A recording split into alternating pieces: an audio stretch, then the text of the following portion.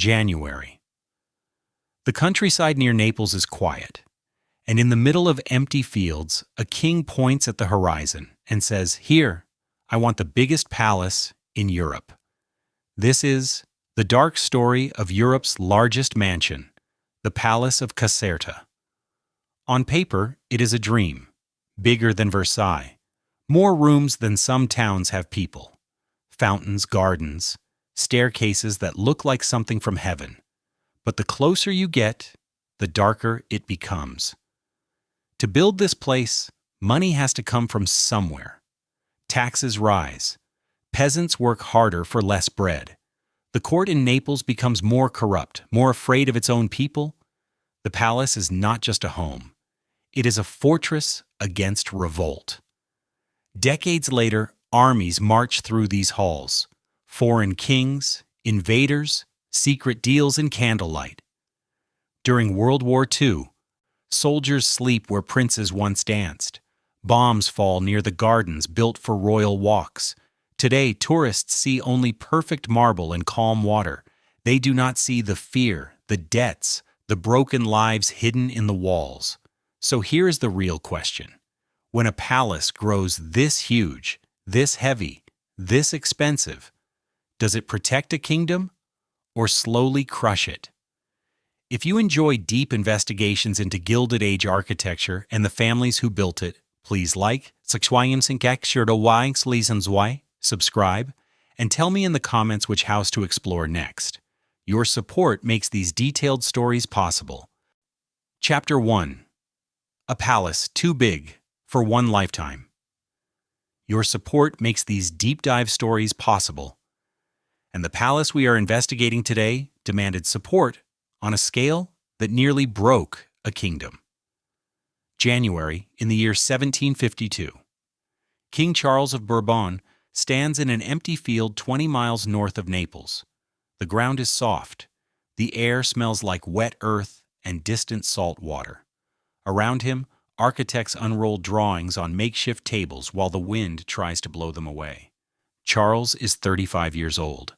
He has ruled Naples and Sicily for 17 years, and he wants something Europe will not be able to ignore. "Here," he says, pointing at nothing. "This is where we build." The architects look at each other. Their boots sink slightly into the wet ground. One of them, Luigi Vanvitelli, steps forward. He is 52, experienced and not easily impressed, but even he seems uncertain. "Your Majesty," Vanvitelli begins carefully, "the site is substantial." Charles smiles. He knows what Vanvitelli really means. The site is a swamp. The nearest town is small. There are no roads strong enough to carry the stone they will need, no quarries close by, no workforce waiting to start tomorrow. But that is not the point. The point is Versailles. Charles grew up hearing about Versailles. His family talked about it at dinner, whispered about it in letters, measured their own palaces against it, and always came up short. For decades, Versailles has been the standard, the symbol, the proof that France is the greatest power in Europe. Charles wants to change that, not by war, not by diplomacy, by architecture. He wants a palace bigger than Versailles, more rooms, longer facades, gardens that stretch farther than the eye can follow.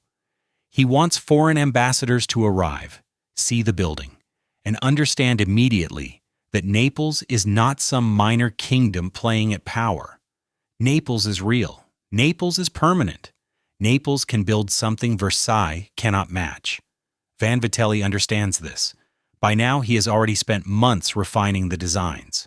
On paper, the palace is breathtaking. 5 floors, 1,200 rooms, 4 courtyards arranged in perfect symmetry, a grand staircase that rises in a slow, theatrical curve, fountains fed by an aqueduct stretching miles into the mountains. On paper, it is a masterpiece of control and spectacle. But standing here in the cold January wind, looking at empty fields and distant hills, Vanvitelli knows the truth. This project will take decades. It will cost a fortune Naples does not have. It will require labor on a scale the kingdom has never organized before. And it will start now. Charles signs the decree that afternoon. Construction begins within weeks. At first, it feels possible. Stone arrives from quarries near Caserta and beyond. Workers come from surrounding villages, drawn by promises of steady pay. Vanvitelli sets up workshops, sketches plans for every floor, every room, every decorative detail, carpenters, masons, sculptors. All of them find space in the growing forest of scaffolding, but the swamp fights back. The foundation work takes longer than expected. Water seeps into excavation sites, workers fall sick, costs rise. The original budget is exceeded before the first walls reach their full height. Charles does not slow down.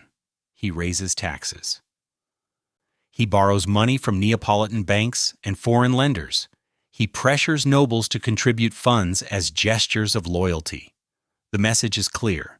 This palace will be built, no matter the cost. Back in Naples, people begin to notice. Bread prices climb, taxes on goods, on land, on trades, all of them increase. The royal court issues new fees for licenses, for legal documents, for things that used to be free. In the countryside near Caserta, a stonecutter named Antonio hears about the project. He is 32. He has a wife, a young daughter, and debts from a bad harvest 2 years ago. The palace sounds like an opportunity. He walks to the construction site on a cold morning in early spring. Hundreds of men are already there, hauling stone, digging trenches, building wooden scaffolding that creaks in the wind. Antonio does not know it yet, but he has just joined the largest, most expensive, most ambitious construction project in Italian history, and it will quietly consume the rest of his life. Chapter 2. The traveler who needed a different kind of miracle. And it will take the rest of his life, but Antonio's story, like the palace itself, will wait centuries before anyone truly listens. March 2024. A train pulls into Caserta station just after noon. The platform is nearly empty. A few locals wait near the exit. Tourists with backpacks study maps on their phones. One passenger steps off slowly, carrying a worn leather bag and a notebook with frayed edges. Her name is Elena. She is 29 years old. She works as an architectural photographer in Boston, though works might be too strong a word lately. 3 months ago, her largest client canceled a long-term contract. 2 months ago, her landlord raised the rent. 1 month ago, she maxed out a credit card to buy this plane ticket. Her parents think she is being reckless. Her friends think she is running away. Elena thinks she is finally doing something that matters. The notebook in her bag is full of sketches. Palaces, estates, grand houses from across Europe. She has been collecting them since college. Versailles, Schönbrunn, Blenheim, each one carefully drawn, annotated, studied. But she has never seen Caserta in person. On paper, it is the biggest. Bigger than Versailles. Bigger than any royal residence still standing. 1,200 rooms. A facade that stretches longer than 3 football fields. Gardens designed to rival anything in France. Elena has wanted to see it for years, but wanting and doing are different things. Life gets in the way. Bills, work, obligations. Dreams stay in notebooks. Until now, she walks from the station toward the palace. The streets are quiet. Low buildings, small shops, a few cafes with outdoor tables. The town feels modest, almost sleepy. Then she turns a corner and stops. The palace rises in front of her like a wall. Not a building, a wall, endless windows, repeated arches, stone that goes on until it blurs at the edges of her vision. Elena has seen photographs. She has studied floor plans. She thought she understood the scale. She was wrong. For a moment, she just stands there, notebook forgotten in her hand. The palace does not feel welcoming.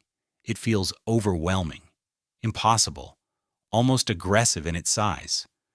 A group of tourists walks past her, chatting in German. A guide leads a school group toward the main entrance. Everyone else seems comfortable, casual. They take photos and keep moving. Elena feels something different.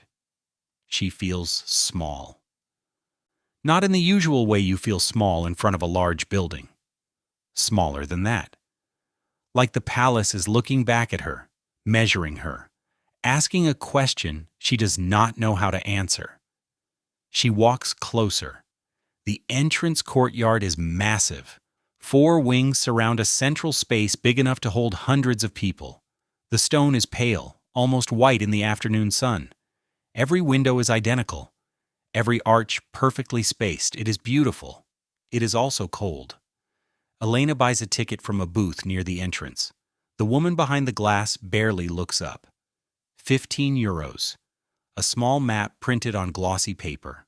A reminder that the gardens close at sunset. Inside, the entrance hall opens up into something that does not feel real. A staircase rises in front of her, splitting into 2 arms that curve upward toward a vaulted ceiling covered in frescoes. Marble everywhere. Light pouring through tall windows. Statues watching from alcoves. A guided tour group gathers near the base of the stairs. Elena drifts closer, listening. The guide is a woman in her 50s, speaking English with a thick Italian accent. She talks about King Charles, about architect Luigi Vanvitelli, about construction that lasted decades. 1,200 rooms, the guide says, gesturing upward.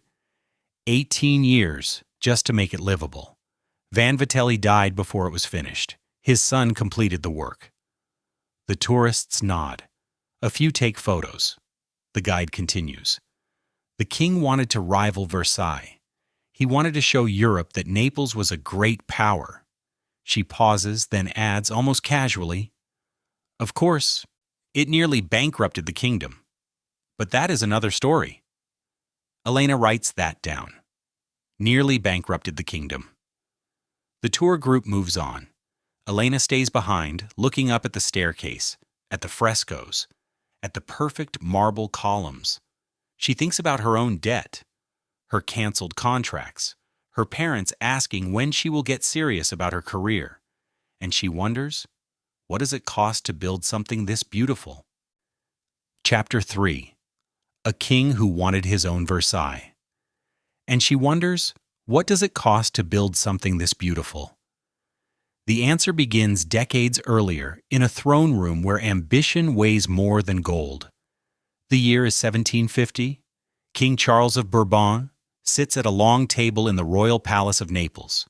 Papers are spread in front of him, drawings, budgets, letters from architects across Italy. He is 33 years old.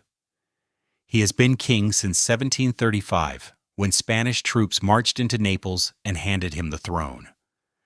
His father is King Philip V of Spain. His mother comes from the Italian Farnese family. He grew up surrounded by palaces and paintings, with constant reminders that a ruler is measured not only by battles and treaties, but by what he leaves behind in stone. But Naples is not Spain. And Naples is certainly not France. That is the problem. When foreign ambassadors visit, they see a city, busy, loud, full of life. But they do not see power. Not the kind that matters in European courts. Not the kind that makes other kings nervous. Charles wants to change that. And he knows exactly how. Versailles haunts him. Not as a memory, he has never been there, but as an idea, a yardstick, a challenge. Every European monarch secretly measures themselves against Versailles, the palace built by Louis XIV to show the world what absolute power looks like. 100 rooms? Versailles has more. Beautiful gardens. Versailles gardens stretch for miles.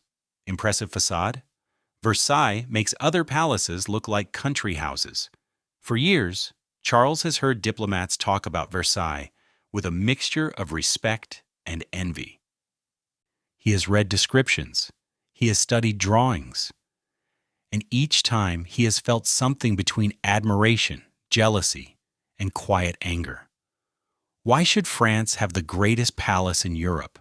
Why should Naples, an ancient kingdom with Greek and Roman roots, accept second place?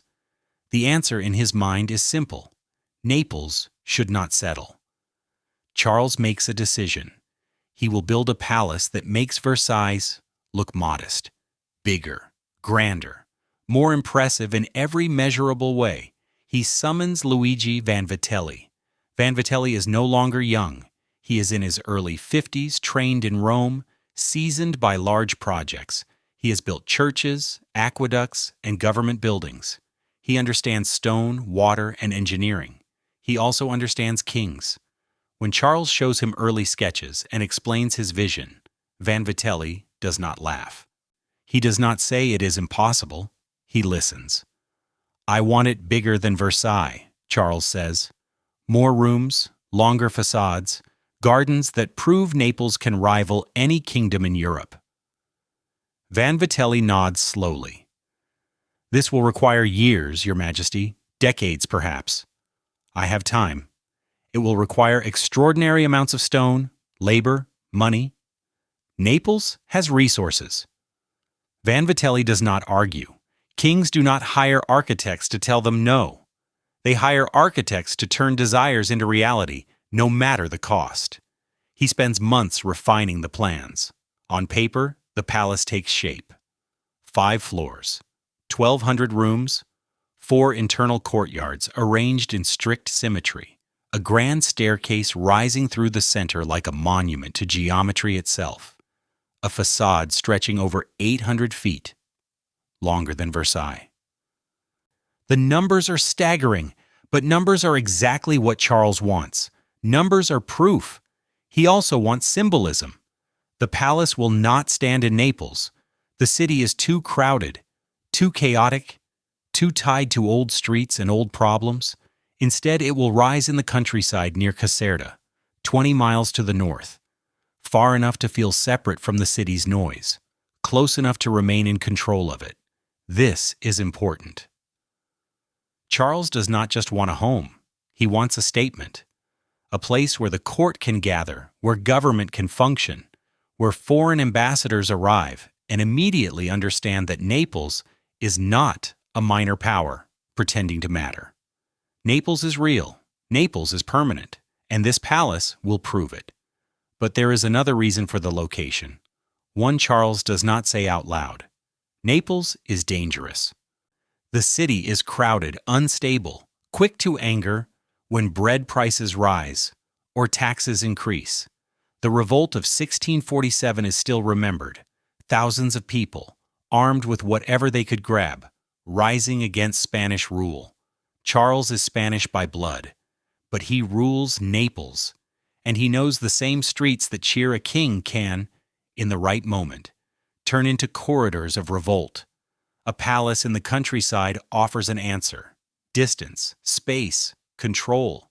If the people become angry, the court can retreat to Caserta, safe behind walls, protected by size. So the palace is both dream and fortress, symbol and escape plan. Vanvitelli understands this. He does not write it in his plans, but he designs walls thick enough to resist more than weather. In January 1752, construction begins, and Naples will never be the same. Chapter 4: The Swamp Beneath the Marble. And Naples will never be the same. But before marble can rise, the ground itself has to be forced into obedience. March 2024. Elena follows the tour group through a side corridor. The guide stops near a tall window overlooking the gardens. Sunlight pours through the glass, warming the marble floor. The site chosen for the palace, the guide says, was not ideal. Swampland, difficult terrain. King Charles wanted grandeur, but Vanvitelli had to work with what nature provided. A tourist raises her hand. Why not choose better land? The guide smiles. Because the king wanted this location. And when a king decides, architects find solutions. Elena looks out the window. The gardens stretch toward distant hills, perfectly ordered. Green hedges, pale gravel paths, fountains catching the light. From up here it looks as if it has always been like this, as if the earth shaped itself around the palace on purpose. But that is not what happened. The year is 1752. The first workers arrive at the construction site in early spring. They come from villages near Caserta, from towns along the coast, from mountain settlements where thin soil barely feeds families. They come because there is no other way to earn. Among them is Antonio, the stonecutter. He arrives on a cold morning in March, carrying tools wrapped in cloth. His wife, Maria, watches him leave from the doorway of their small house. Their daughter, Lucia, is 4 years old. She does not understand why her father is walking away before sunrise. Antonio walks for 2 hours to reach the site. When he arrives, he sees hundreds of men already working. Some dig trenches, others haul timber for scaffolding. A few skilled masons mark foundation lines with chalk and string. The ground is soft. Water pools in low areas. Every step sinks slightly into mud. Vanvitelli stands near the center of the chaos, pointing at drawings, shouting instructions. He wears fine clothes, but they are already stained and dusty. He does not seem to care. Antonio joins a crew digging foundation trenches. The work is simple to explain but brutal to perform. Dig down until you hit stable earth. Remove the mud. Fill the space with stone and mortar. Move over a few feet. Repeat. For weeks, they dig. The trenches grow deeper. Water seeps in faster than they can remove it. Workers bail buckets of muddy water all day, only to find the trenches refilled by morning. One man dies in the first month. A trench collapses. He is buried before anyone can pull him out. They find his body 2 days later. No one is sent home. No ceremony. The digging continues. Vanvitelli orders pumps brought from Naples, wooden machines operated by men walking in circles, turning gears that lift water from the trenches. The pumps help, but not enough. The king visits in April. He rides in a carriage surrounded by guards. He steps out carefully, avoiding the worst patches of mud. He looks at the trenches, at the workers covered in dirt, at the wooden scaffolding rising like a skeleton. "When will the walls begin?" Charles asks. "Soon, Your Majesty," Vanvitelli replies. "The foundations must be solid. If we rush, the palace will crack." Charles nods. He does not look convinced, but he does not order them to hurry. He leaves after 20 minutes. The workers keep digging.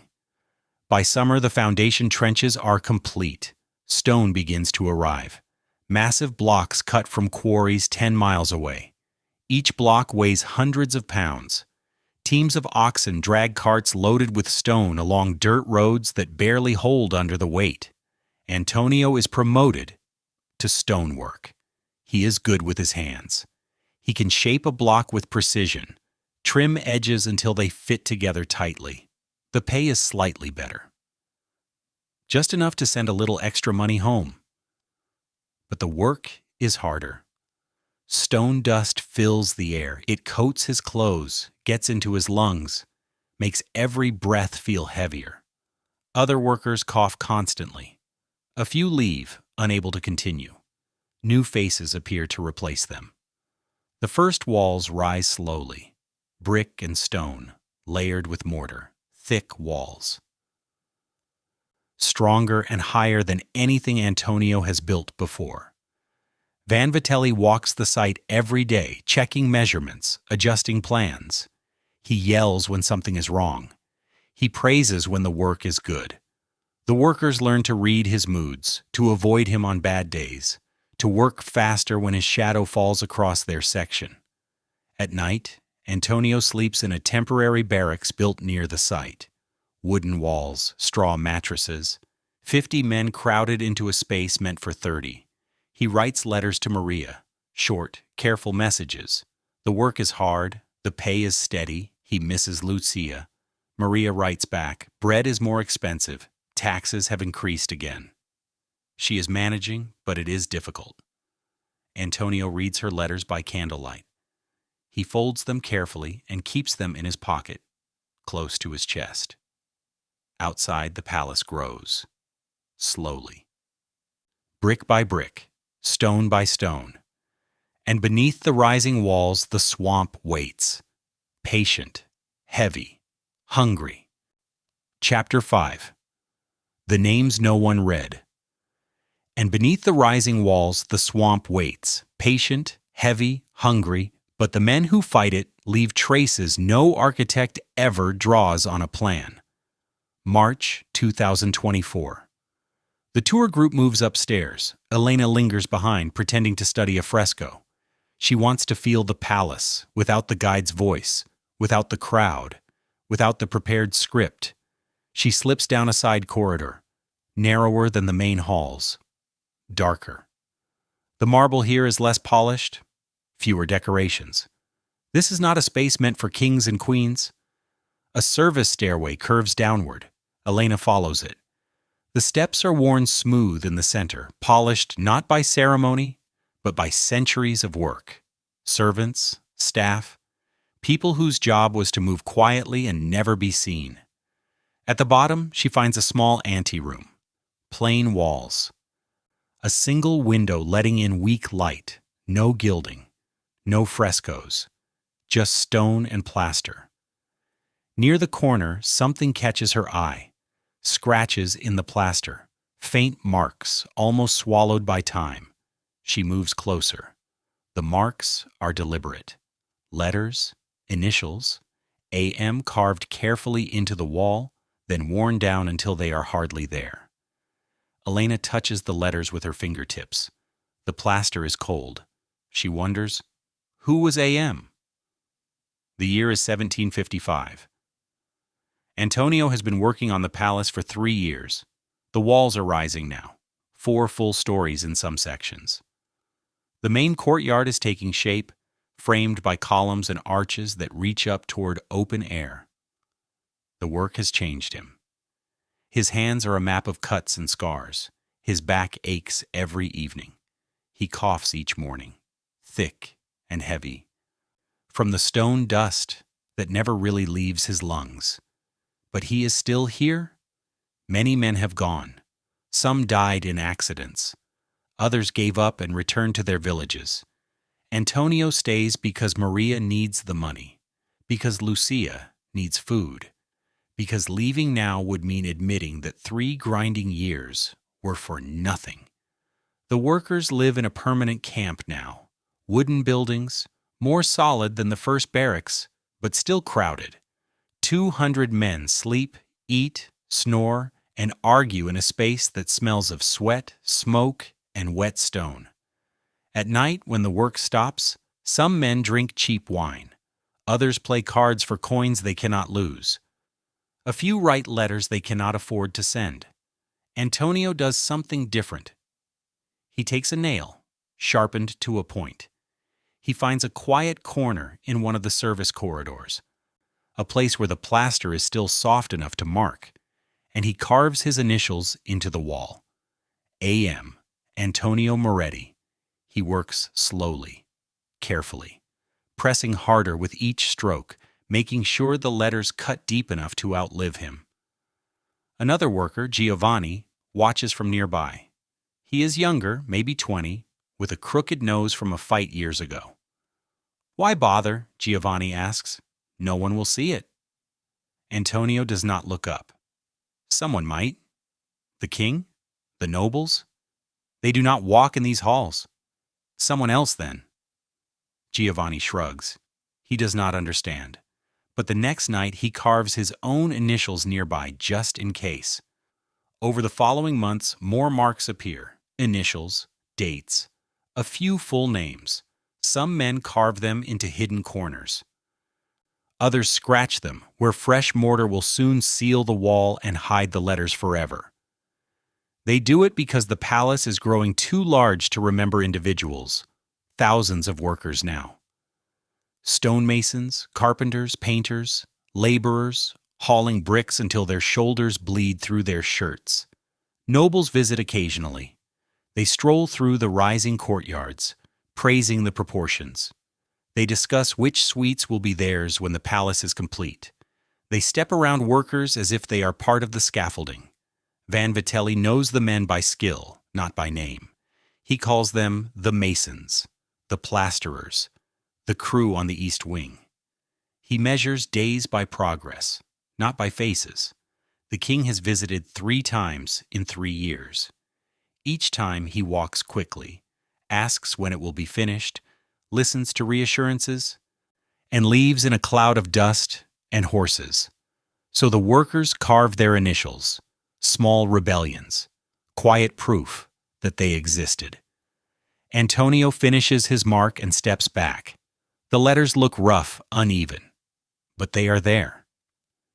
He touches them once with the tips of his fingers, then walks away. March 2024. Elena runs her fingers over the faint initials, AM. She does not know who Antonio Moretti was. She does not know if he lived to see the palace completed, if he went home, if he died on this site or in some village no one wrote about. But she knows one thing with certainty. He was here. And for one brief moment, in a dark corridor, he wanted the future to know that. She pulls out her notebook. She sketches the initials quickly. She writes the location, service stairway, east wing, lower level. A security guard appears at the top of the stairs. "Miss, the tour groups stay on the main floors?" "Sorry," Elena says. "I got lost." The guard nods toward the stairs. Elena climbs back up, glancing once over her shoulder at the marks on the wall. The palace suddenly feels different. Not just marble and symmetry, not just a king's dream made solid. It is a monument built on lives, thousands of them. And most of those lives left nothing behind except initials carved in places no one was supposed to look. She thinks about her own work. Photographs of buildings, clean lines, beautiful facades, perfect light. She has almost never asked who built them, who hauled the stone, who fell from the scaffolding, who died making something she now frames as art. The guard watches her until she returns to the main corridor. She slips into another tour group, standing at the back, listening without really hearing. Her notebook stays open to the sketch of AM, and she decides this story is not about a king anymore. Chapter 6. Building a Kingdom of Stone and Debt.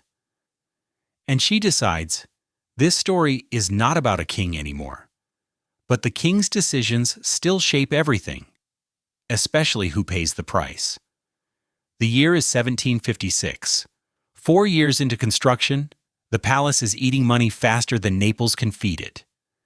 King Charles sits in his office in Naples, hunched over ledgers. Columns of ink march down the pages. The numbers are worse than he expected. Stone costs more than projected. Wages climb every year. The great aqueduct needed to feed the fountains has turned into a second project of its own, demanding engineers, labor, and cash. His treasurer stands nearby, sweating despite the cool morning air. "Your Majesty," the treasurer begins carefully, "the expenses exceed the current budget by—" "I know what they exceed," Charles interrupts. "Find more money. We have raised taxes twice already. The people will adjust." The treasurer closes his mouth. He does not argue. Kings like Charles are not accustomed to the word no. He bows and leaves. The next month, new taxes appear. Levies on olive oil, on grain, on tools and cloth, and anything else the royal accountants can measure and count. Each rate is small on paper. None of them look disastrous alone, but they do not come alone. In villages across the kingdom, people notice. Bread costs a little more. So does wine. So does the fee to register a birth or a marriage. A few extra coins here, a small increase there, a slow tightening, coin by coin. Maria, Antonio's wife, feels it immediately. She buys less meat. She waters down the soup. She tells Lucia they are saving money for something special, though she has no idea what that something special could be. Antonio's wages have not increased. Every month he sends home the same amount. Every month that amount buys less. He does not complain. Complaining changes nothing. The palace does not care about bread prices. The palace only cares about stone. The year is 1758. The walls are nearly complete, 5 stories high in most sections. Windows cut into the facade in perfect, endless rows. The courtyards are defined now, massive open spaces where workers gather for instructions each morning. Vanvitelli is aging. He is 58 years old. His back hurts. His eyes blur when he bends over drawings in dim light. But he does not slow down. The king wants faster progress. Vanvitelli wants perfection. Those 2 clocks do not tick at the same speed. One afternoon, Charles arrives without warning. He walks through the main courtyard with an entourage of nobles trailing behind like brightly dressed shadows. They point at cornices and arches, murmuring about proportions and symmetry as if they truly understand what they are praising. Charles stops in front of Vanvitelli. "When will it be ready?" he asks. Vanvitelli does not hesitate. "Another decade, Your Majesty. Perhaps longer." Charles's face tightens. That is unacceptable. That is reality. The nobles fall silent. No one talks to the king like that. But Vanvitelli is not a courtier. He has spent years on this site. He knows every wall, every crack, every place where swamp still pushes back from below. He knows that if they rush now, the palace will leak and shift and betray them long after everyone here is dead. "Your Majesty," Vanvitelli says, "we are building the largest palace in Europe. That cannot be done quickly. It can only be done correctly." Charles studies him for a long moment. Then he nods once and walks away. The nobles follow, robes brushing the dusty ground. One of them leans toward another, whispering something sharp. Another laughs under his breath. Vanvitelli turns back to his drawings. That night, Antonio and a dozen other workers sit outside the barracks. They share bread and weak wine. Someone mentions the king's visit. "He looked angry," one man says. "He is always angry," another replies. "Rich men are angry when they do not get what they want fast enough." Antonio says nothing. He is too tired to waste words on kings. But he thinks about the taxes, about Maria's last letter, about the way Lucia's clothes no longer fit, and how Maria writes that she cannot afford new ones yet. He thinks about the marble being installed in the royal apartments, rare stone shipped from quarries hundreds of miles away. Each slab costs more than he earns in a year. The contrast is obvious. It sits in his chest every night like a stone of its own. But what can he do? Stop working? Go home to a village where there is no work at all?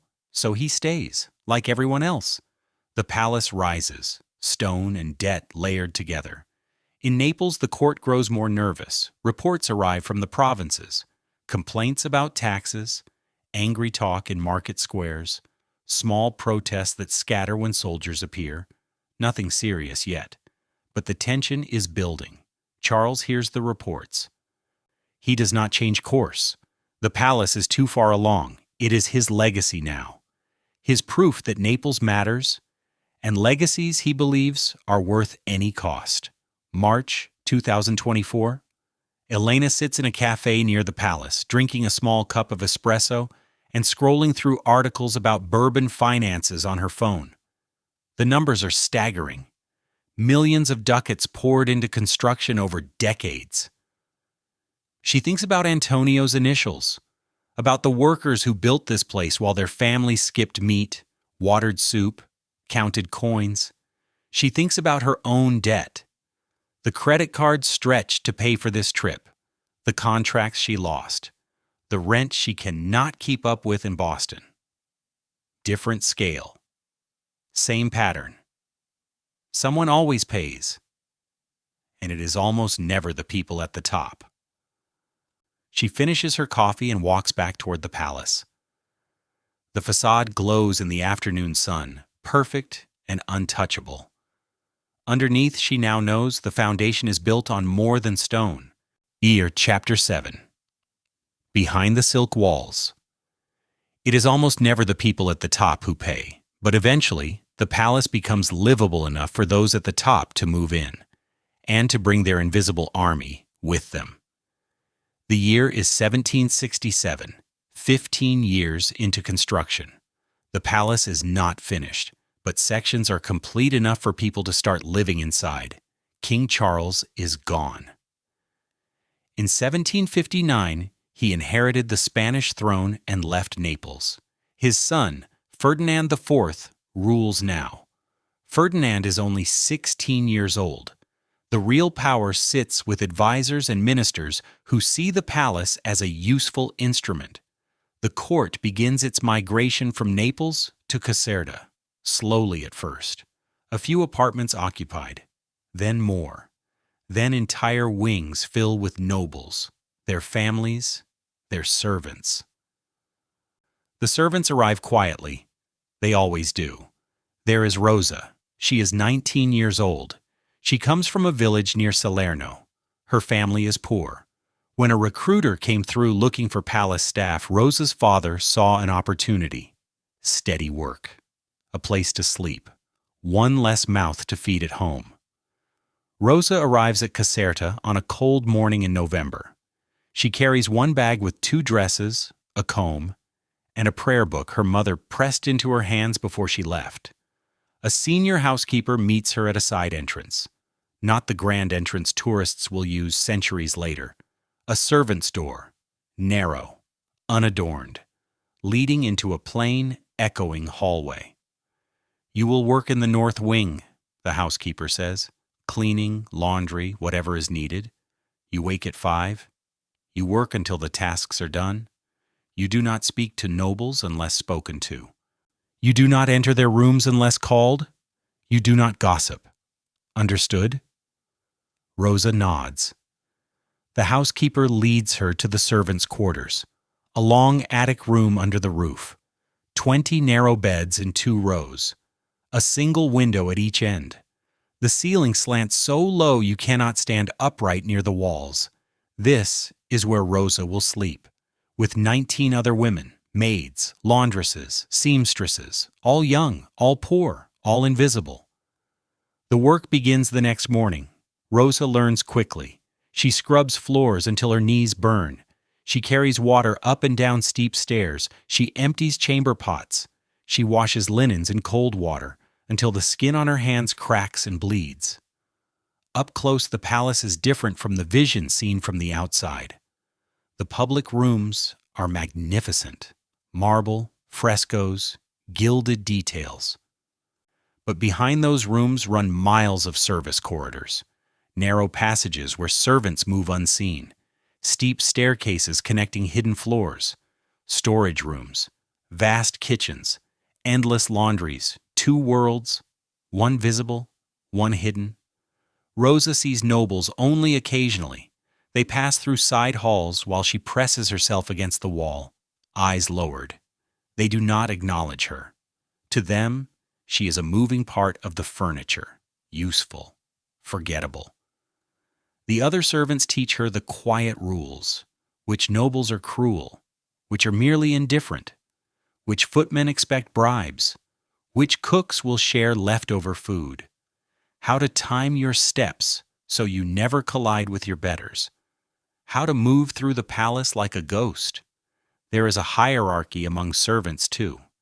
At the top, senior staff who manage whole households for powerful nobles. Below them, footmen and valets who serve directly. Below them, maids and general laborers. At the bottom, scullery workers who scrub pots in kitchens that never truly cool. Rosa is near the bottom. She earns barely enough to send a few coins home each month. But she has a bed. She has food. That alone is more than her family had. At night, she lies in the narrow attic bed and listens to the others breathe. Some cry quietly. Others whisper prayers. A few snore, exhausted. Rosa thinks about the marble halls she cleans, about the nobles who glide over floors she has scrubbed on her knees, about the fact that her name will never appear in any official record of this palace. She does not carve her initials anywhere. She does not have Antonio's small rebellion in her. She simply works. The court settles into routines, meals, ceremonies, audiences, entertainments. The palace now functions like a small city. Hundreds of people living, working, scheming within its walls. The nobles discuss politics. They arrange marriages. They compete for influence over Ferdinand, who is young, uncertain, and easily pushed. Corruption is everywhere. Bribes exchanged in drawing rooms. Favors traded over wine. Ministers quietly enriching themselves, while peasants outside the palace walls struggle under rising taxes. None of this is truly secret. It is simply accepted.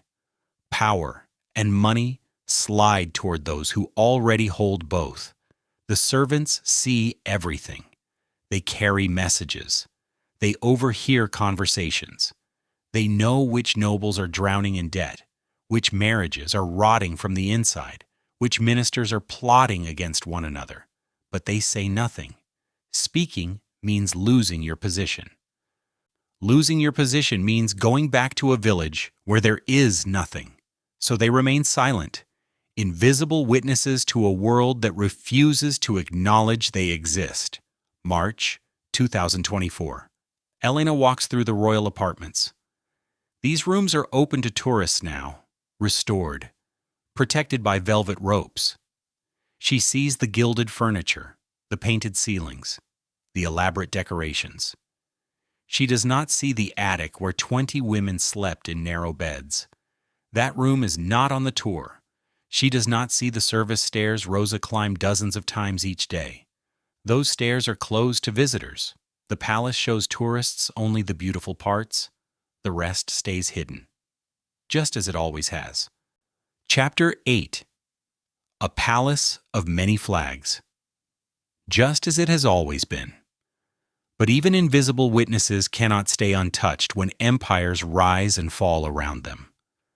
The year is 1799. The palace is 47 years old. It has already watched 3 different flags fly over its entrance. Ferdinand IV fled Naples in December of 1798. French armies were marching south. Revolutionary slogans were echoing across Italy. The king, his family, and his most loyal nobles escaped to Sicily on British ships. The palace stayed behind. In January of 1799, French troops enter Caserta. They do not loot. They do not set it on fire. They simply take possession. The Parthenopean Republic is proclaimed, a fragile experiment. 6 months of revolutionary government before the old monarchy returns with brutal revenge. But during those 6 months, the palace is not the same place. Rosa is 41 years old now. She has worked here for 24 years. She has cleaned the same halls, washed the same linens, scrubbed the same floors under 3 different regimes. The French officers treat servants differently than the Bourbon nobles did. Not gently, but differently. They sometimes speak to servants directly instead of through stewards. They issue orders without as much ceremony. A few even say, please. Rosa does not trust any of it. Politeness from powerful men is still power, just wrapped in a softer tone. The French turn the palace into a headquarters. Military maps spread across tables where nobles once played cards. Officers sleep in royal bedrooms. Soldiers drill in courtyards designed for carriages and processions. The transformation looks violent, even though almost nothing is broken.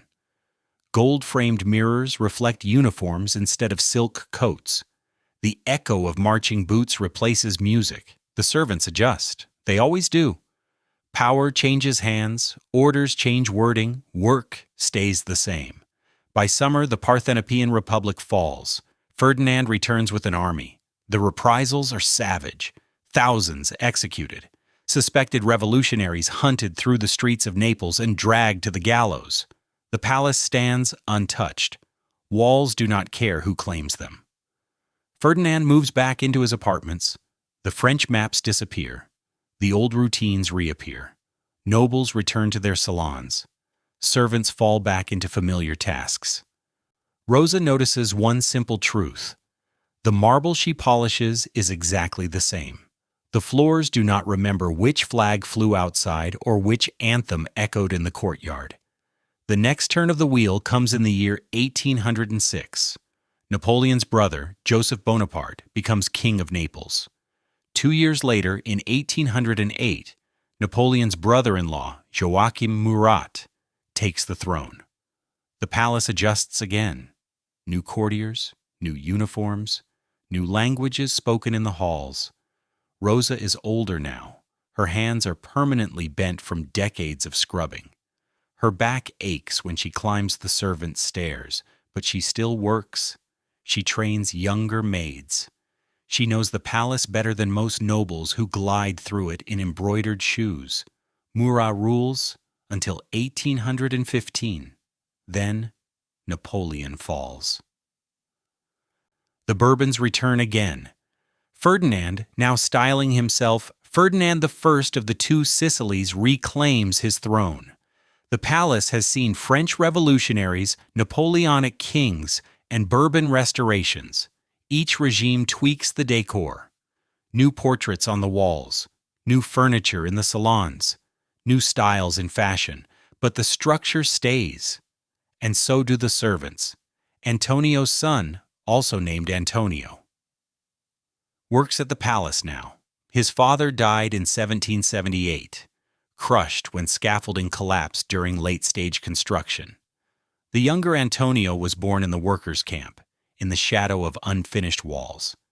He has never known any other home. This Antonio is not a stonecutter. He is a groundskeeper. He tends the gardens, trims hedges, sweeps gravel paths, clears fallen branches after storms. He spends his days under the open sky rather than under dust-filled ceilings. Healthier work than his father had. He does not think deeply about politics. Kings come. Kings fall. Flags change color. Roses still need pruning. He has carved no initials into walls. He has written no letters that survive. He simply works. This is the quiet reality of the palace. For every noble scheming for influence, there are dozens of servants and workers keeping the place alive. They do not appear in history books. No artist paints their portraits. Their names are not listed in official records. Yet without them, the palace would be nothing but cold stone and empty rooms. By 1820, the Bourbon Restoration looks solid. Ferdinand rules again. The court appears stable.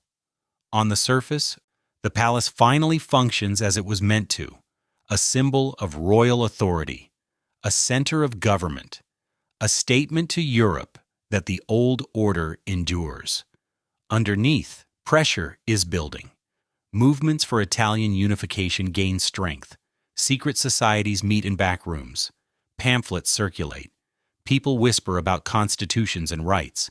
The palace, massive and unmoving, sits in the middle of these currents. It does not know. It does not care. It endures. March 2024. Elena reads a timeline on a plaque in one of the halls. The dates blur together. 1799, 1806, 1815, 1860. Each year marks a regime change, a shift in who sat on the throne. She thinks about Rosa, about young Antonio, about all the workers and servants who passed through these halls while governments rose and collapsed. Their lives were not shaped by grand speeches or royal decrees. They were shaped by daily survival, by wages that never quite stretched far enough, by bodies worn down stair by stair, stone by stone. The nobles who lived here are remembered. Their portraits hang in gilded frames. Their names appear in plaques and guidebooks. The servants are erased, their faces unknown, their stories untold. Elena takes a photograph of the timeline plaque. But what she really wants to photograph is something that no longer exists. The attic where Rosa slept. The barracks where Antonio's father took his last breath. The service corridors where invisible people walked invisible paths for entire lifetimes. Those spaces are gone. Or locked behind closed doors. Or turned into storage rooms with no names on them. History keeps what it decides to value. And for a long time, it valued the nobles. The rest dissolved into silence. Chapter 9. War comes inside the walls. The rest disappeared, but some moments are too large for even palaces to forget. Moments when history forces its way through every door, noble and servant alike. The year is 1943. The palace is 191 years old, and it is about to become a headquarters for a world war. The Italian campaign grinds through southern Italy. Allied forces push north from Sicily. German troops dig in along defensive lines that cut across the peninsula. Caserta sits in contested territory, close to Naples, close to supply routes, close to rail lines and roads, close to everything that matters in a war. In September of 1943, Allied forces occupy the palace. The change is almost instant. The building becomes the seat of Allied Force Headquarters, AFHQ, the Supreme Allied Command for the Mediterranean Front. American and British officers move into royal apartments. Radio equipment fills ballrooms. Maps cover walls where frescoes once showed calm mythological skies. The contrast is brutal. Desks built from ammunition crates stand on polished marble floors. Military cots line up in rooms designed for silk-draped beds. Telephone wires snake through corridors that once echoed with chamber music and court gossip. General Dwight Eisenhower works from an office inside the palace. Field Marshal Harold Alexander does too. Dozens of senior staff officers, hundreds of clerks, radio operators, messengers, cooks. The palace turns into the nerve center of Allied operations in Italy. But it is not only a headquarters. It becomes a shelter. When Naples is bombed, refugees flee to Caserta. The palace, massive and made of stone, feels safer than shaky apartment blocks and wooden houses in the city. Families camp in courtyards, they sleep in alcoves, they cook small meals over improvised fires in gardens once designed for royal walks and polite conversation. The palace becomes something it was never built to be. A refuge for ordinary people, not servants on payroll, not workers in uniform, just people who have nowhere else to go. An old woman named Caterina arrives with her grandson in October. She is 72 years old. Her house in Naples was shattered by a bombing raid. Her son, the boy's father, is dead, killed in North Africa, fighting for an army he never believed in. Caterina finds a corner in the east courtyard. She spreads a blanket on marble that once reflected candlelight from royal ceremonies. Her grandson Marco is 8 years old. He does not understand strategy or front lines. He only knows that his home is gone and that the nights are loud. At night, Marco lies on the blanket and looks up at the palace walls rising around him. 5 stories of stone. Endless black rectangles where windows sleep in the dark. He thinks it looks like a giant watching over them. Caterina knows better. Buildings do not protect anyone. They simply stand. People live or die beneath them. The war grinds on. Battles rage north of Caserta. The palace fills with more people. More officers bent over maps. More refugees hunting for space out of the rain. Military discipline and human desperation collide under the same painted ceilings. In April of 1945, the palace hosts a ceremony that will echo through history books. In the throne room, where Bourbon kings once received ambassadors and displayed their power, German officers signed the instrument of surrender for all Axis forces in Italy. The war in Italy ends. in a palace built to celebrate absolute monarchy, on marble laid by men like Antonio, who never lived to see it finished. Most people in the room do not think about symbolism. Officers focus on logistics, troop movements, and timetables. Refugees outside focus on food and whether their homes still exist. But the building absorbs it all. If stone could speak, it would tell of kings and servants, of nobles and workers, of power that shifted hands again and again while the walls stayed where they were. March 2024. Elena stands in the throne room. A plaque on the wall describes the 1945 surrender. A small black and white photograph shows American officers standing roughly where she is now.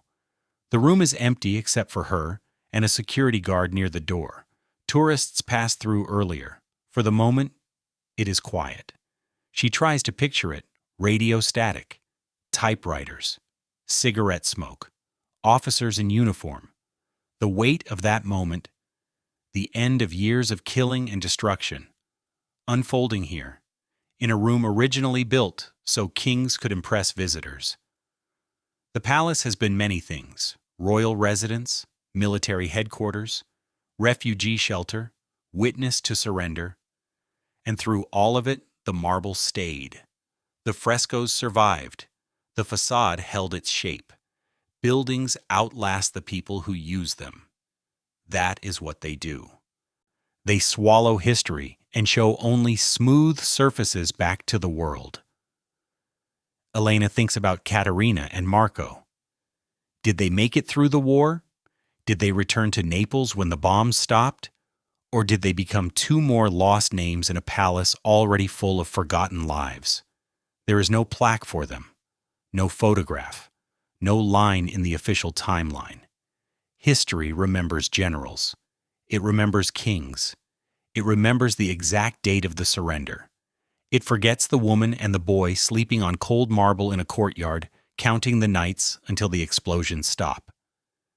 Elena raises her camera, then lowers it again. What would she capture? An empty room? A spotless floor? Stone that refuses to betray what it has seen. She leaves the throne room. Behind her, the guard shifts his weight and glances at the doorway. The palace waits for the next wave of visitors. It has always been good at waiting. Chapter 10. Too big to save, too beautiful to lose. It has always been good at waiting, but time is patient as well, and stone, no matter how grand, cannot wait forever. The 1950s, the war is over, the palace is still standing, but peace brings a different kind of destruction.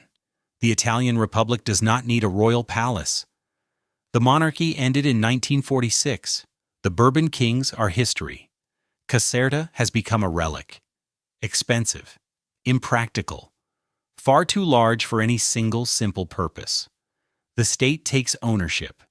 Bureaucrats sit around tables and argue about what to do with 1,200 rooms.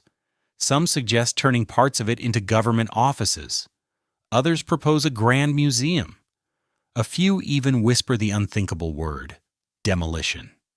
Demolition never happens. The palace is too important, too beautiful, too deeply woven into Italian identity, but importance does not pay for repairs. By the 1960s, the palace begins to decay. Not dramatically, not with a single collapse. Slowly, a leak here, cracked plaster there, paint flaking from ceilings, marble stained by water sneaking in through tired, damaged roofs. Restoration happens in bursts. A project here, a patch there, limited budgets, political priorities elsewhere. A government trying to rebuild a modern country does not have endless money for an old royal dream. Some rooms are restored and open to tourists. Others stay locked, unsafe, neglected, waiting. The gardens do worse. Hedges overgrow. Fountains fall silent. Paths crack and shift. What was once a masterpiece of carefully controlled nature turns into something closer to a managed wilderness. Then comes vandalism. Graffiti creeps onto walls. Thieves pry loose decorative elements they can sell. Homeless people sleep in closed sections. The palace, once guarded by royal soldiers, now gets by with a skeleton security staff.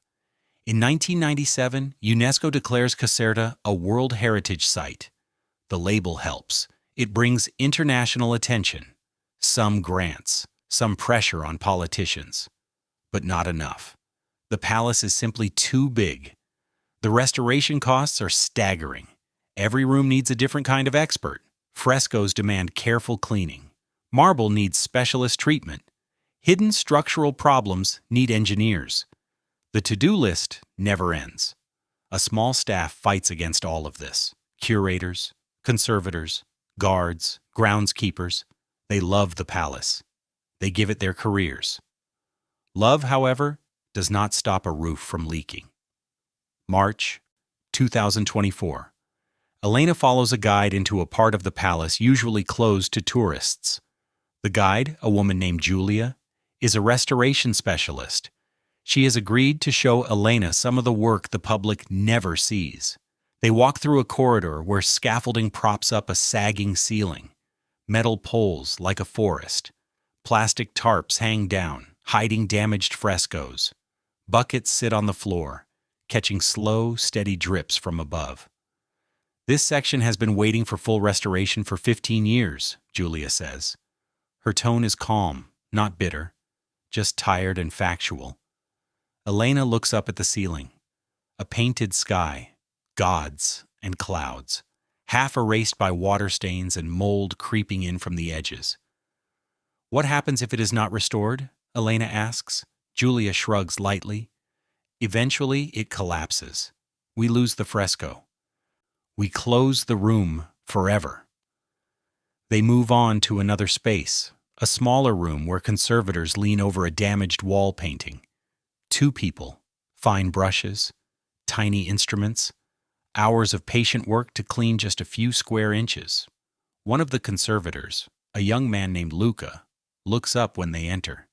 He has flecks of pigment on his fingers. His glasses are smudged from pushing them up with the back of his hand. How long have you been working on this room? Elena asks. 8 months, Luca replies. We probably have another year to go, if the funding continues. If? She echoes. Grants are renewed every year, he says. Sometimes they are, sometimes they are not. Elena watches as he returns to work. His movements are almost microscopic. He lifts away layers of dirt and smoke without touching the paint beneath. The care feels almost like a kind of prayer. Why do you do this? She asks. Luca pauses, brush in midair. He thinks for a moment. Because if we do not, no one will. And this, he gestures toward the wall, this is centuries of history. Someone stood here and painted it day after day. It deserves a chance to stay. Julia leads Elena back toward the public areas. They pass locked doors, roped-off corridors, rooms that are not ruined yet but not safe enough to open, spaces waiting for a budget line that may never come. The palace is a World Heritage Site, Julia says. On paper, it belongs to humanity. But humanity does not pay its electricity bills. The Italian state pays what it can. Donations help. It is still never enough. They stop at a window overlooking the gardens. From here, the palace looks perfect, symmetrical, eternal. A postcard. People see the beauty, Julia continues. They do not see the cracks behind the walls, the water damage in closed rooms, the structural issues. They think it has always been here and always will be. They do not understand how close it comes, again and again, to being lost. Elena thinks about Antonio's initials, about Rosa scrubbing floors, about refugees sleeping under the open sky in the courtyards, about Caterina and Marco, about all the lives this building has quietly absorbed. And now the building itself is fragile, dependent on people like Julia and Luca, who spend their days fighting paperwork, limited budgets, and public indifference. Does it ever feel hopeless? Elena asks. Julia smiles. The smile is worn, but real. Every day, she says. And then we save one fresco. We stabilize one ceiling. We reopen one room that was closed. And for a while, it feels worth it. They walk back through the grand halls. Tourists snap photographs. Children run ahead of their parents. Everyone looks up at painted ceilings and glittering chandeliers. No one notices the plastic sheeting just beyond a closed door. No one sees Luca bent over a wall, working millimeter by millimeter. The palace shows the world its perfect face. The struggle to keep that face from crumbling stays hidden, just as it always has. Chapter 11. The People Who Refused to Let It Die. Just like it always has, but some people choose to look past the perfect postcard image and quietly give their lives to what lies behind it. March 2024. Elena returns to the palace the next morning. She finds Julia in a small office tucked behind the gift shop. The room is cramped. Papers are stacked on a metal desk. A computer that looks at least 10 years old hums in the corner. Coffee sits in a chipped mug. Julia is on the phone, speaking rapid Italian. Her voice is tight, edged with frustration. When she hangs up, she exhales slowly. Grant problems? Elena asks from the doorway. Julia looks up. Always grant problems, she says. The regional government approved funding for the East Wing roof. Now they want more documentation before releasing the money. More forms, more signatures, more delays. She waves Elena inside. You wanted to talk more about the restoration work? Elena nods and sits in a plastic chair across from the desk. I want to understand why you stay, she says. Why you keep fighting for this place when it seems so difficult. Julia leans back. She is 53 years old and has worked at Caserta for 28 years. She started as an intern and simply never left. I grew up in Caserta, Julia says. The town, not the palace. When I was little, my grandmother used to bring me here. We did not have money for trips, but the palace gardens were free on Sundays. We walked them every week. She pauses, a faint smile touching her face. My grandmother told me stories, she continues. She said her grandfather worked here, late 1800s, maintenance crew. She never met him. He died before she was born. But she was proud. Her family helped keep this place standing. Julia gestures toward the piles of paper on her desk. I studied art history at university. I could have gone to Rome, Florence. Many museums need staff. But I came back here. This palace, it feels like part of my family's story. I could not watch it fall apart from a distance. Most of her job is not romantic. She spends more time wrestling with paperwork than touching art. Grant applications, budget spreadsheets, contracts, meetings with officials who talk about votes and headlines more than frescoes and leaking roofs. But sometimes she gets to save something. Last year, she oversaw the restoration of a fresco in the north wing. Water damage had nearly destroyed it. The paint was flaking, the plaster crumbling away in chunks. They scraped together emergency funding, brought in specialists, and spent 6 months stabilizing, cleaning, repairing.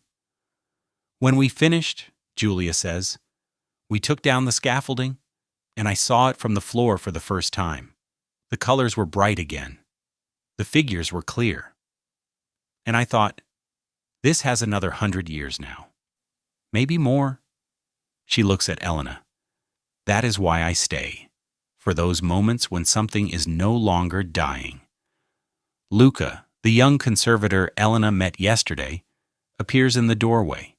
He is 29. He has worked here for 3 years. There is paint on his hands and a faint line of dust across his shirt. Julia, he says, the supplier is asking about payment for the restoration materials. The invoice is overdue again. Julia closes her eyes briefly. Tell them it is processing, she replies. The payment should arrive next week. Luca nods and disappears down the hallway. We are always behind on payments, Julia says quietly. The government pays, eventually, but slowly. The suppliers are patient because they know we cannot go anywhere else. Still, it is exhausting. Elena asks how many people actually work on restoration. Here at Caserta? Julia thinks for a moment. Maybe 20 people directly involved in conservation. Conservators, technicians, a few engineers. Specialists come from other cities for big projects. But the core team is small, much too small for a palace this size. She turns her laptop and shows Elena photographs, before and after images of past restorations, a ceiling blackened with grime, then cleaned to reveal brilliant blues and gold, a cracked marble floor, then repaired and polished, a damaged statue, then reassembled piece by piece. Each project took months, sometimes years. Each required funding that might not have arrived. People ask why we bother, Julia says. They say it is only a palace, a place where rich people lived. Why spend money on this when there are modern problems to solve? She closes the laptop. I understand that argument, she admits. Truly I do. But this palace is not just about kings and nobles.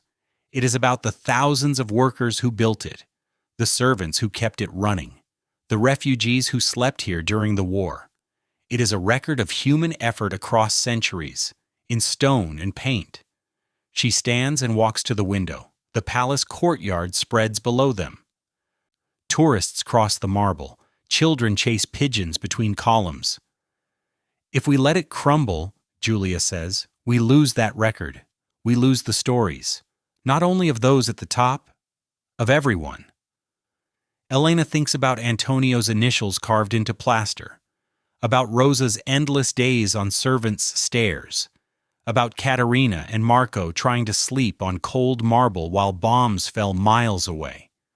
Those stories exist only because the building still exists. If the palace goes, the stories go with it. Does it feel like enough? Elena asks. The work you do? Julia turns from the window. No, she says. It never feels like enough. The palace is too big. The problems are too many. The money is always too little. She lets that sit in the air for a moment. But we do what we can, she adds. One room at a time, one fresco at a time. We try to keep it alive long enough for the next generation to decide it is worth saving too.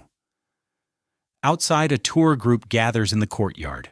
A guide begins reciting the official history. The tourists listen. Some take notes. Most raise their phones. They see the beauty. They do not see Julia's chipped mug, Luca's stained hands, the unpaid invoices, the grant applications waiting for a signature on someone's crowded desk. They see the result. The fight behind it stays hidden, quiet, stubborn, necessary, because some things are worth saving, even when saving them feels almost impossible. Chapter 12. A Palace Reflected in One Life. Because some things are worth saving, even when saving them is almost impossible, but understanding why means looking inward as much as backward. March 2024. Elena's last evening at Caserta. The palace closes to tourists at 6. She lingers in the gardens until the guards politely, almost apologetically, suggest she leave. She walks slowly. The light is golden. Low sun filters through trees planted centuries ago. The fountains are still. The water in their basins catches the light like bronze plates laid flat on the ground.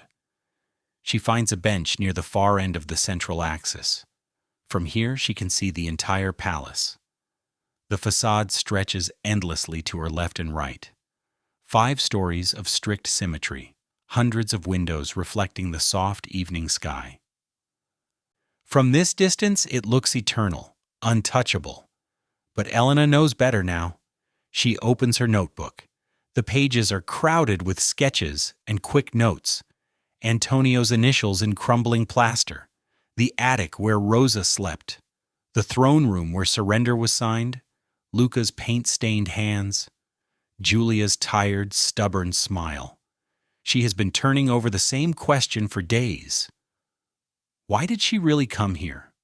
What was she actually searching for? 3 months ago, when her client canceled the long-term contract, Elena felt the ground disappear beneath her feet. She had built her career carefully, solid portfolio, good reputation, steady income. Then, suddenly, nothing. Her parents called it irresponsible. Her friends called it bad luck. Elena called it failure. She had always pushed herself hard, long hours, impossible deadlines, saying yes to every project because saying no felt dangerous. She photographed buildings beautifully, chasing perfect lines and perfect light. But she never asked who mixed the concrete, who climbed the scaffolding, who cracked their back-hauling stone. Caserta was supposed to be an escape, a dream checked off a list, the biggest palace in Europe, the perfect new hero image for her website. Now watching the sun slide toward the hills, she understands the palace has given her something else entirely. She thinks about Antonio, a stonecutter who spent years shaping blocks for a building he would never own and barely understand, who carved his initials into soft plaster just to leave proof that he had been here, who sent wages home to a family he rarely saw, who died when scaffolding collapsed, and whose death barely rippled beyond Maria and Lucia. She thinks about Rosa, 19 years old, sleeping in an attic with 19 other women, scrubbing floors for nobles who never learned her name, working until her hands curled permanently, living an invisible life inside a palace designed to be seen from miles away. She thinks about Caterina and Marco, refugees lying on blankets in a courtyard during a war, trying to sleep on cold marble while bombs fell somewhere in the distance, looking up at walls that could not protect them from hunger or grief, surviving simply because there was no other option. She thinks about Julia, wrestling with grants and invoices and leaking roofs, saving one fresco at a time, spending decades on work that will never really be finished. Staying because her grandmother's grandfather once maintained this place, and because someone has to care. Different centuries, different problems. The same thread runs through all of them, people pouring their lives into something larger than themselves. People working on projects they will never see completed. People paying prices that others will never even notice. Elena glances down at her notebook, at her cramped handwriting. She thinks about her own maxed-out credit card, about the career she believed was solid until it suddenly collapsed, like Antonio's scaffolding. She realizes she has been treating her own life the way the palace has treated its history, showing only the polished rooms and hiding the corridors, the flawless photographs she posts online, the confident artist statement on her website, the carefully curated portfolio that makes it all look easy. None of that reveals the nights she barely slept, the proposals that went unanswered, the job she took for half her rate because she was afraid to lose the client, the debt, the fear she never admitted aloud. She has been so focused on building something impressive that she never stopped to ask at what cost and for whom. The palace cannot answer that question, but it can push her to ask it again and again, in every carved initial, in every unmarked servant's bed, in every courtyard where people waited, out shelling they could not control. The real question is not, how do we build something grand? The real question is, what do we owe the people who build it? And what do we owe ourselves while we are building? Elena closes her notebook. The sun touches the ridge of the hills. The palace facade turns amber, then rose, then slowly fades into gray. A guard walks toward her along the path, Signorina, we are closing the gardens now. Elena nods. She stands. She takes one last long look at the palace. It is still beautiful. But beauty is no longer the point. The point is the weight behind it, the lives layered into it, the stories it holds even when no one is listening. She walks back toward the entrance. Her footsteps crunch softly on the gravel. Tomorrow she flies back to Boston, back to debt and uncertainty, and a career that will need rebuilding from the ground up. But something inside her has shifted. She cannot name it yet. She only knows it is there. The palace has taught her a hard lesson. Nothing grand is built without someone paying a price.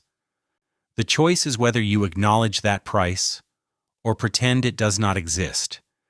Elena has spent years pretending, photographing beautiful facades, never asking who was exhausted or broke or broken to make them possible. She cannot unknow that now. She does not know exactly what comes next, but she knows it has to start with honesty, with seeing the whole structure, not just the front, with refusing to let the facade stand in for the truth. The guard locks the garden gate behind her. The palace disappears into the evening shadow, but Elena carries it with her now. Not the perfect postcard image she thought she wanted. The real story. The darker one. The true one. Chapter 13. Small hands, big work. The real story. The dark one. The true one. And once you finally see it, you cannot simply walk away unchanged. March 2024. Elena's last morning in Caserta. She does not go back to the palace. Instead, she returns to the same cafe where she drank espresso 2 days ago. Laptop open, notebook beside it.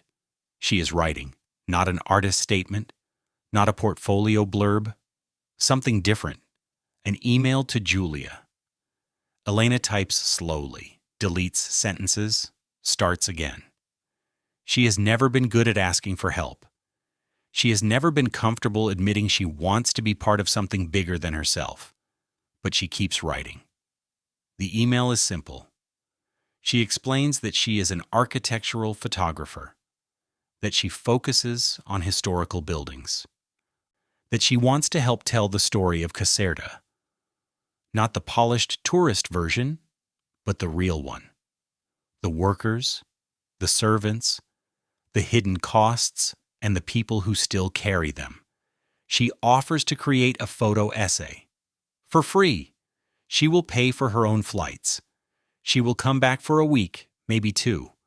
She will photograph the restoration work, the damaged sections, the scaffolding, the buckets catching leaks, the people like Luca and Julia, who fight every day to keep the palace standing. She writes, I cannot restore frescoes or fix roofs, but I can show people what is at stake. I can help them see this place as more than a postcard. Maybe that helps. Maybe it does not. But I want to try. She reads the email 3 times. Her finger hovers over the trackpad. Then she sends it before she can talk herself out of it.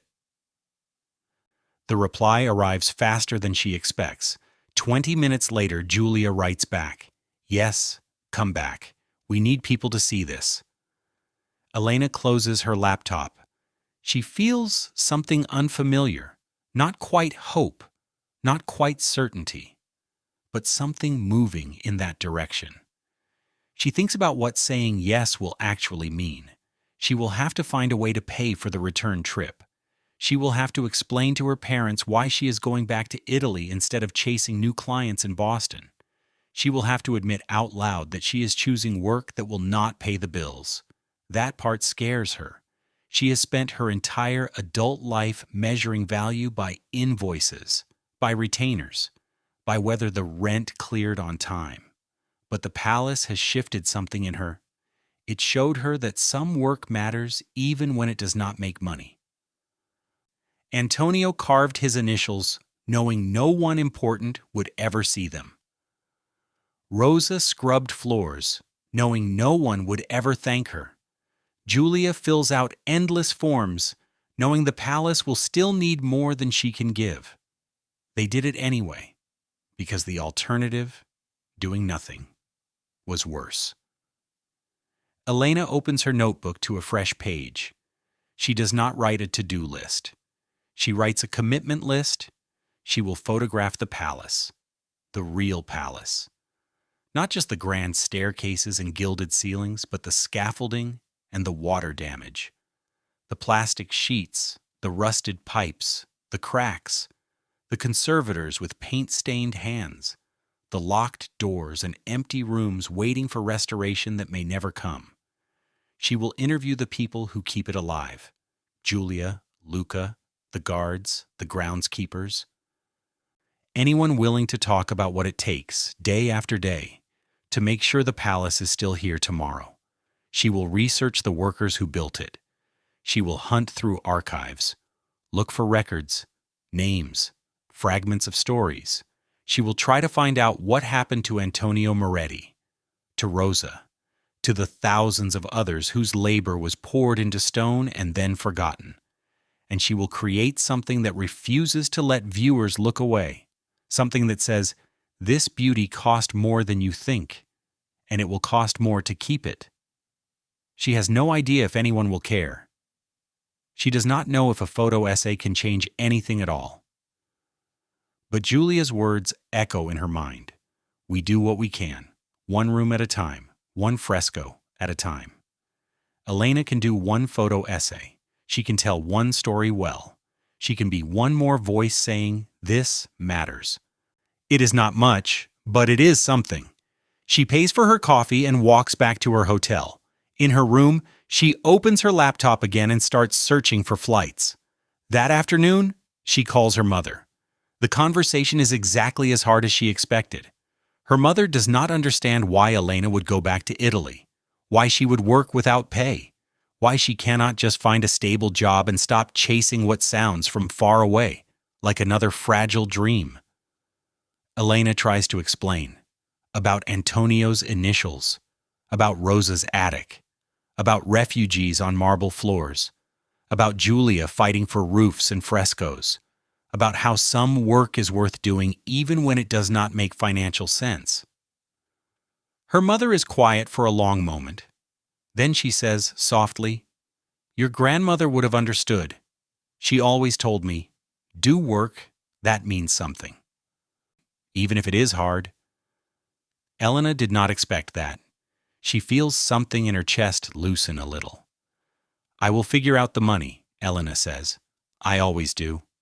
"I know you will," her mother replies. "You are stubborn, like her." They talk a few more minutes, ordinary things, weather, health, little updates. When Elena hangs up, she still has debt, she still has uncertainty, but she no longer feels quite so alone. She books a flight for 2 weeks from now, 1 week in Caserta, longer if the project demands it. She sends another email to Julia, confirms the dates, asks what permissions she will need for photography, whether there are areas that are off limits, how to avoid getting in the way of restoration work. Julia answers within an hour. She is already making a plan. Which rooms to show first, which staff might agree to be interviewed, which restoration projects are most urgent and most honest on camera. Elena reads the email and smiles. Julia is used to fighting for this place with grants and reports and meetings. Now she has one more ally, small, new to palace politics, but willing. Sometimes that is enough to begin. Chapter 14. What the Palace Teaches Us About Time. Sometimes that is enough to begin, but to understand what you are really fighting for, you have to step back and see the pattern that links centuries. March 2024. Elena's flight leaves in 4 hours. She has time for one last walk through Caserta. Not through the palace, through the town. She walks past the train station where she arrived 3 days ago. Past cafes and small shops, past apartment buildings with laundry hanging from balconies, ordinary life unfolding in the shadow of something extraordinary. She thinks about what the palace really represents, not just one king's ambition, not just one building's history, something larger. The palace is a lesson in time, in what endures and what dissolves, in who is remembered and who is erased. King Charles wanted immortality. He wanted his name tied to something so grand that Europe would never forget Naples. In a way, he got his wish. The palace still stands. Tourists still come. His name appears on plaques and in guidebooks. But does anyone remember what he believed? What he feared? What kept him awake at night? The palace outlived him. It outlived his son. It outlived the Bourbon dynasty entirely. The building stayed where it was while the empire around it crumbled. Antonio wanted proof that he had existed. He carved his initials into wet plaster, AM. 2 letters. A small act of defiance against being forgotten? Did it work? Elena found those initials. She photographed them. She is telling his story now. 270 years later, someone knows that Antonio Moretti once stood in that corridor. For a man like him, that is already a kind of victory. Rosa wanted security, steady work, food, a bed. She got those things, but she paid with her body, with decades of invisible labor, with a life spent serving people who never learned her name. History does not record what Rosa thought about, whether she laughed easily, whether she had dreams beyond survival, whether she ever stood at a window and wished for something else. Those details disappeared with her. And yet Elena knows Rosa existed. Because someone has to scrub the floors in palaces. Someone has to wash linens, empty chamber pots, and keep the hidden machinery of grand buildings running. Rosa's work mattered, even if no one thanked her for it. Julia wants to preserve, not for glory, not to see her name on a plaque. Simply because letting something beautiful collapse on your watch feels like a failure you never shake off. She will spend her whole career fighting for a palace that will always need more than she can give. One day she will retire. Someone else will take her place. The work will go on, or it will not, and the palace will decay. And people in a future century will stand among ruins and ask why no one tried harder. Time does not care about intentions. It only cares about what you actually do. Elena stops in a small park near the center of town. Children climb on a jungle gym. Old men sit on benches talking slowly. A woman walks a dog along the path. Normal life. The kind that never makes it into history books. But this life, ordinary, unheroic, repetitive, is what fills the space between important events. Between palace constructions and wars and regime changes, most of human existence is ordinary. Wake up, work, eat, sleep, repeat, small joys, small griefs, the vast middle ground between triumph and disaster. The palace holds all of that. Kings signing decrees, workers carving initials, servants scrubbing floors, refugees sleeping in courtyards, conservators cleaning frescoes, tourists taking selfies under chandelier light. Layers of time pressed into stone and marble. Each generation leaves its own marks, some visible, most not. So what does the palace teach? It teaches that power is temporary. Charles built the largest palace in Europe. Within 50 years, he was gone, and foreign armies were marching through his halls. The building survived. The dynasty did not. It teaches that pain leaves traces. You do not create something this vast without breaking bodies, raising taxes, forcing thousands of people to trade their health, their hours, their lives for someone else's vision. The beauty always carries a cost. The only real choice is whether you admit that cost or pretend it is not there. It teaches that care matters as much as creation. Charles spent decades building. Julia spends decades preserving. Both efforts are essential. Only one gets celebrated. Creation is dramatic. Preservation is quiet. But without preservation, creation is wasted. Without people like Julia, the palace would already be another pile of stones on a hillside. It teaches that invisibility is not the same as non-existence. Rosa left no letters, no portraits, no official record anyone reads, but she was here. She worked. She kept the palace running one floor at a time. History erases certain people. That does not mean they were unimportant. It means history has been looking in the wrong direction. And finally, it teaches that time reveals truth. The palace was built to project power, to intimidate, to impress visitors into silence. But time has stripped away the illusion.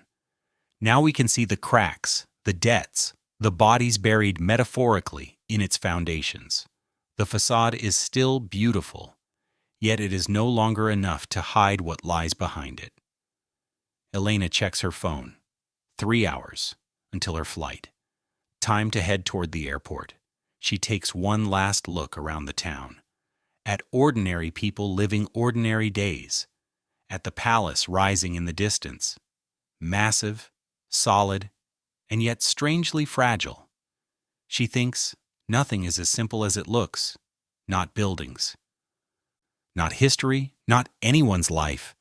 Everything holds contradictions, light and shadow, creation and damage, beauty and cost. The palace has taught her to see that, not with explanations, but simply by existing, by standing for more than 270 years and gathering stories the way stone gathers weight. She walks toward the train station, toward the airport, toward home, toward whatever comes next. But she carries the palace with her now, not as a perfect, clean image, as a complicated truth. And for her, that changes everything. Chapter 15. The Light Behind the Facade. And that changes everything, because truth, even when it is uncomfortable, is the only foundation worth building on. April 2024, 2 weeks later. Elena returns to Caserta, early morning. The train rolls into the station just after sunrise. Julia meets her at the palace entrance. They walk the corridors together. Quiet. Empty. The calm before the first tour buses arrive. The light is different at this hour. Softer. It pours through the tall windows and spreads across the marble like a slow tide. For a moment, the palace feels less like a monument and more like a place where people actually lived. Still live. Still work. Elena starts shooting. Not the grand staircases, not the postcard perspectives. She photographs Luca's hands as he cleans a damaged fresco. Fingers steady, brush barely touching the surface. She frames the brown blooms of water stains on a ceiling. She follows the narrow attic stairwell where servants once climbed up and down dozens of times a day. She takes a portrait of Julia at her desk, hemmed in by grant applications and invoices, shoulders a little slumped, eyes tired, expression stubborn. At dawn she walks the gardens.